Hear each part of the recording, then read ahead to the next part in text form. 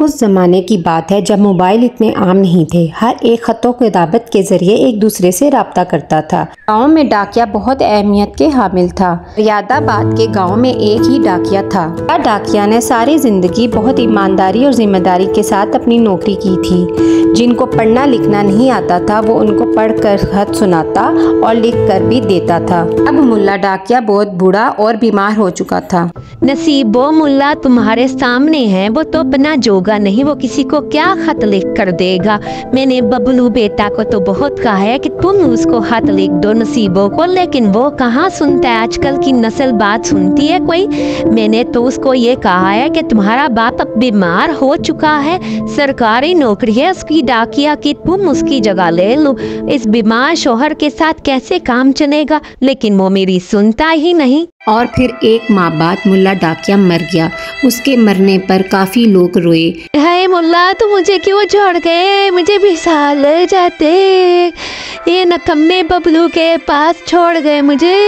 دنوں بعد ملا ڈاکیا کی بیوی نے اپنے بیٹے ببلو کو کہا، ببلو تمہارے باپ کی سیٹ خالی پڑی ہے، تمہارے باپ نے بہت ذمہ داری کے ساتھ ڈاکیا کی سرکاری نوکری کی ہے، یہاں کے لوگ ان پڑھ ہیں، لکھنا پڑھنا نہیں جانتے، تم تو 10ویں پاس ہو، تمہیں یہ نوکری بہت آسانی سے مل جائے گی، آخر کب تک ایسے پڑے رہو گے؟ ماں کی بات سن کر ببلو نے سوچا کہ یہ تو کام بہت آسان ہے، سرکاری نوکری ہے، بس لیٹر باکس سے خط اٹھانے ہیں، دن دن میں لوگوں کے گھروں میں پہنچانا ہے، شام تک میں فارغ ہو جایا کروں گا اور میری ماں جو آج کل بہت غمگین رہتی وہ بھی خوش ہو جائے گی۔ صبح صبح ببلو اپنے گھر سے نکلا، پہلے گاؤں کی سب سے اچھی حجامت کی دکان پر گیا، وہاں سے تیار ہو کر پوسٹ آفس گیا، جہاں اسے بہت آسانی کے ساتھ اپنے باپ کی خالی جگہ یعنی کہ ڈاکیا کی سرکاری نوکری مل گئی۔ ببلو کو نہ تو اس نوکری کے ملنے کی خوشی تھی اور نہ ہی اس چیز کا احساس تھا کہ یہ نوکری کتنی ذمہ داری کی ہے۔ ماں میں نے صرف آپ کی خوشی کے لیے ملازمت کی ہے، اس لیے تو میں آپ کے لیے مٹھائی لے کے آیا ہوں تاکہ آپ خوش ہو جائیں۔ یہ تو بہت خوشی کی بات ہے، کاش تمہارا باپ بھی زندہ ہوتا تو کتنا خوش ہوتا۔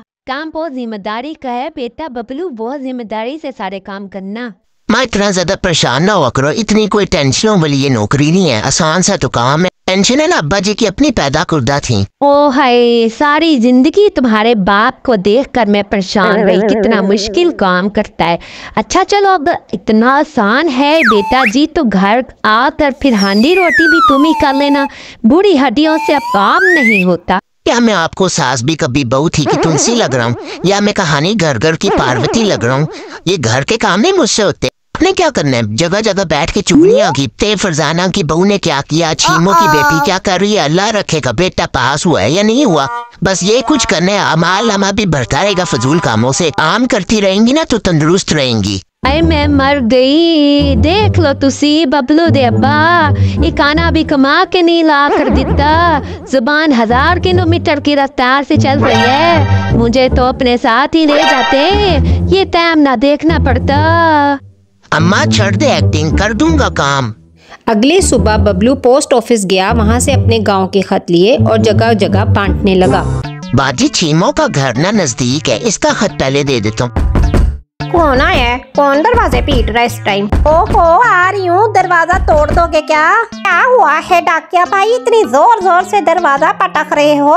مٹھو کے ابو سو رہے ہیں۔ اشنا سورج کی بھی کوئی بیوی ہوتی تو اسے کنٹرول کر لیتی، اتنی گرمی ہے چھیمو باجی، میں تمہیں آرا دروازہ کب سے پیٹ رہا ہوں، ذرا جلدی آیا کرو۔ آہا کیا باتیں کرتا ہے میرا ڈاکیا بھائی، کیا کرتی، جوتوں کے ساتھ ٹائر لگا لیتی یا ساڑی کے ساتھ پر لگا لیتی، اڑ کے آ جاتی کہ میرا بھائی آیا ہے، کھولو دروازہ۔ اچھا چھوڑو نا ان باتوں کو، یہ بتاؤ خط کس کا آیا ہے، پڑھ کے تو سناؤ۔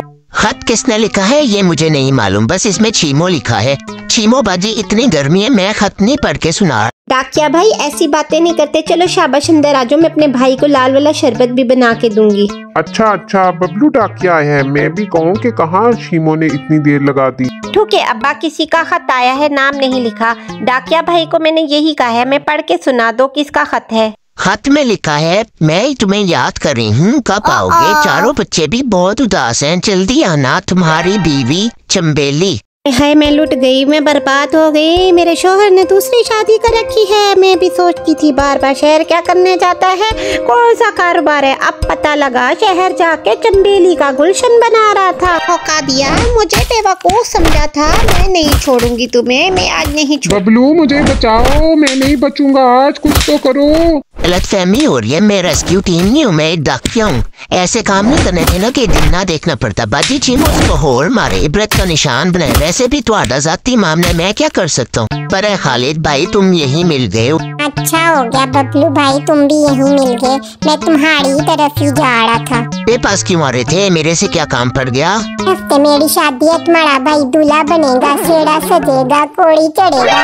तुमने और तुम्हारी अम्मा ने ना हमारे साथ बारात लेके जाना है। दूसरे गांव हमारी बारात जाएगी। यार मुझे बहुत खुशी हो रही है। अच्छा तुम्हारी शादी पे भी चले जाएंगे। अभी अभी मैं किसी की शादी का लड्डू भी खा के आ रहा हूँ और उसकी शादी का हशर भी देख के आ रहा हूँ। भाई डराओ तो नाना यार, खत तो पढ़कर सुना दो। तो मैं अपनी बेटी की शादी कर रहा हूँ। वो तुम लोगों के घर रिश्ता नहीं करना चाहती। रिश्ते आसमानों पर बनते हैं। क्या पता तुम लोग आपस में खुश ना रह सको, आगे जाके रिश्ते में बहुत से मसाइल खड़े हो जाएं। खुशी खुशी अपने बच्ची की रुखसती कर रहा हूँ।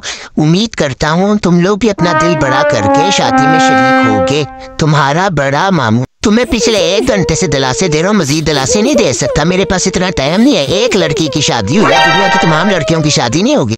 पिछले 1 घंटे से अकबर का घर ढूंढ रहा हूं, लेकिन अकबर का घर नहीं मिल रहा। न जाने बादशाह अकबर है जो मुगलिया खानदान के साथ ही मार गया था। इस बच्चे से पूछता हूँ, इसको शायद पता। बेटा तुम्हें पता अकबर का घर कहाँ है। हाँ जी मुझे पता है। वो अकबर का घर ना सलीम के घर के सामने है। अच्छा पर ये बता दो सलीम का घर कहाँ है। सलीम का घर जो है ना वो अकबर के घर के सामने है। अच्छे मेरे दिमाग की जलेबी क्यों बना रहे हो। सुबह से जहाँ जहाँ हद तकसीम किया ना फसादात हो रहे हैं, सर घूम रहे। अच्छा ये बता दो सलीम और अकबर दोनों के घर कहाँ है। हाँ अंकल मुझे पता है, सलीम और अकबर दोनों के घर ना आमने सामने है। पर ये सलीम और अकबर दोनों को नहीं जानता, ये आपसे मजाक कर रहा है। ये अभी तो इस गांव में नया आया है। सारा दिन लोगों के खत तकसीम करके सबसे आखिरी खत पहुंचाने अपने मंगेतर के घर गया, जो कि उसके अब्बू का आया था। तुम्हारे अब्बू का खत आया है। मैंने सोचा खत के बहाने तुमसे भी मिल लूंगा, इसलिए तैयार होकर आया हूँ। पढ़कर सुनाओ मेरे प्यारे प्यारे अब्बा जी ने क्या लिखा है खत में। मेरी प्यारी बेटी कैसी हो, माँ कैसी है। तुम्हारे लिए काफी जहेज इकट्ठा कर लिया है। तुम अपनी शादी की फिक्र ना करना। मैं कहता हूँ एक मर्तबा फिर सोच लो। मेरी बेटी हूर है और बबलू कितना लंगूर है। इस गैर जिम्मेदार इंसान से तुम्हारी मंगनी एक हमारी भूल है। मैं तो कहता हूँ एक सरकारी नौकरी करने वाले जिम्मेदार इंसान से शादी कर लो, सुखी रहोगी। मेरी बेटी रिश्तों की कमी नहीं है तुम्हें। चलो अल्लाह हाफिज। प्यारी शब्बो एक बात तो बताओ, ये तुम्हारे अब्बा का खत है, ये रिश्ते तुड़वाने वाली फूफी का खत है। अब खत लिख कर ना उन्हें बताना कि सरकारी नौकरी कर रहा हूँ मैं और बहुत जिम्मेदार हो गया हूँ मैं। हर माँ बाप अपनी बेटी के लिए फिक्रमंद होते हैं। तुम क्यों परेशान हो रहे हो। तुम्हें टेंशन लेने की जरूरत नहीं, शादी तो मैं तुमसे ही करूँगी। 2 दिन गुजरने के बाद जब बबलू सुबह सवेरे नौकरी के लिए जाने लगा तो घर से बाहर काफ़ी शोर सुनाई दिया। दोनों माँ बेटा घर से बाहर निकले तो देखा कि सब लोग इन्हीं के घर इकट्ठे हो रहे थे। भाई बबलू डाकिया, तुम्हें मैं भाई भाई कहती रही और तुमने मुझे बेवा करने की कोई भी कसर नहीं छोड़ी। क्यों भाई क्या हुआ। चीमो तुम क्यों इतना बरस रही हो बबलू पर। क्या जमाना आ गया चीमो बाजी। गुलशन में फूल खिलाएं आपके शोहर शरीफ और बातें सुनाएं आप हमें। तो ठीक तरह से पढ़ लेना था। खत पर छीमा लिखा था, छीमो बाजी नहीं लिखा था और गलत जगह पे खत पहुंचा दिया। उसका नतीजा ये हुआ कि मेरे शोहर की एक आंख जाया हो गई। अम्मा जी मेरी छीमो ने इस खत का मुझसे ऐसा हिसाब मांगा कि मेरी आंख ही बेहिसाब हो गई। मैं तो छीमो को कहता रहा कि मेरा कोई कसूर नहीं, मेरी कोई दूसरी शादी नहीं, लेकिन उसने मेरी बात ना सुनी। ब्लू की तरफ से मैं तुम लोगों से माफी मांगती हूँ। ना समझ अभी नई जिम्मेदारी पड़ी है, समझ नहीं सका, माफ कर दो, आइंदा से ख्याल करेगा। ओ बाजी सारा इल्जाम मेरे सर ना डालो, कुछ अपनी गलती को भी मानो। तुम्हारा शोहर चीख चीख के तुम्हें कह रहा था मैंने दूसरी शादी नहीं की, तुमने उस पे एतबार नहीं किया। मैं क्या, कोई भी तुम्हें आके जो मर्जी कह जाएगा तो तुम उस पे यकीन कर लोगी। मैंने तो जो काम किया गलती से किया। तुम तो इतने सालों में अपने मिजाजी खुदा को समझ ही ना सकी। माँ जी अगर आपने एक मसला सुलझा लिया हो तो फिर बबलू भाई से ये पूछो कि मेरी शादी से इसको क्या मसला है। ओ सलीम, शादी से इनकार तुम्हारे मामू ने किया, मैंने नहीं किया। तुम्हारी शादी से मुझे क्या लेना देना है? लगता है तुम्हारा सदमा जो है ना तुम्हारे दिमाग को चढ़ गया। माँ जी इससे ये पूछें कि इस पूरे गांव में जितने भी मामू के खत होंगे वो मेरे पास लेकर आएगा। हाँ, सारे जहाँ के मामू मेरे ही मामू हैं। किसी भी मामू का खत आएगा तो मुझको ला कर देगा। वो खत सलीम के नाम नहीं था, बाजी सलीमा के नाम था। वो तो कल बाजी मामू के घर से आई है तो सब झूठ और सच का मालूम हुआ हमें। बच्चों, बबलू की तरफ से मैं तुम सबसे माफी मांगती हूँ। आइंदा या तो ये नौकरी नहीं करेगा और अगर करेगा तो जिम्मेदारी से करेगा, इसकी गारंटी मैं लेती हूँ। किया बबलू, तुम समझते थे तुम्हारा बाप बिला वजह काम की इतनी परेशानी लेता है, ये काम तो उल्टे हाथ का है।